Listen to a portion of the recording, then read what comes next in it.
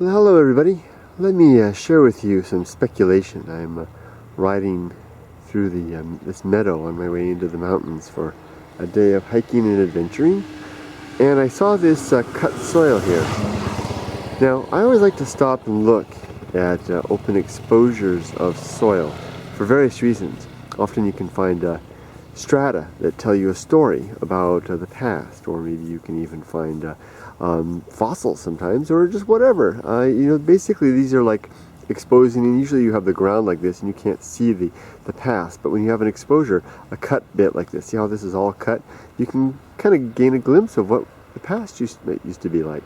And I think I have a speculation to share with you. Do you see that there at the bottom there? There's a clay, and then there's soil at the top, and more river stones. See the river stones there?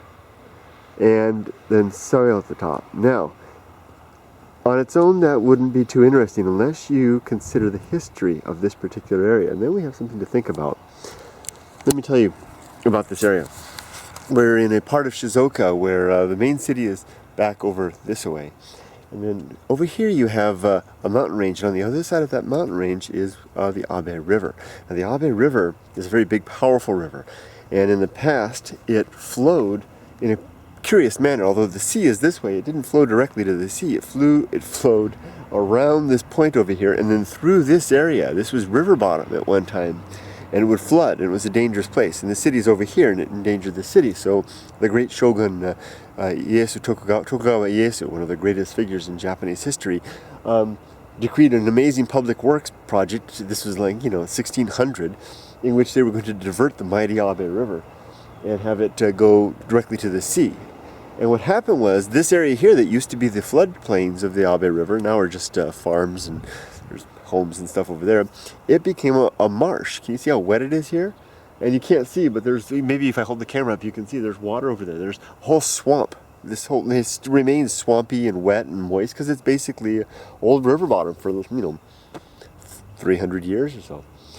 And what I think we're seeing here in this cut soil is the original, down below, the original river bottom. Look at these stones again. You can see a lot of round river stones. Let's zoom in there. See those rounded stones? Those are river stones. And they were deposited by the Abe River when it flowed through here. And then later, after it was, the river was diverted, it became soil over, that's basically 3 centuries of soil accumulation. So I think that we can see a bit of a history of the area here, in this cut soil, telling us about what is going on here. I'll add one more thing.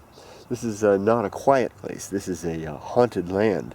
I don't recall what the name is in Japanese, but there's a ghost, an old woman, a grandmother, that haunts this swamp, and she's seen sometimes. Apparently, somehow, during the course of changing the river, her grandchild died, apparently, in some accident, and after she died, she haunts this swamp. And there's, I can't remember the name, but she's basically the ghost of this swampy area. There we go. So we have a ghost, a little possible history in the geology, speculation on my part, and a nice view of the area and farmland. Isn't that nice building right there? I'm going to sneeze, so I'm going to say goodbye before I sneeze. Take care. I'm off to the mountains. Have a great day. Bye-bye.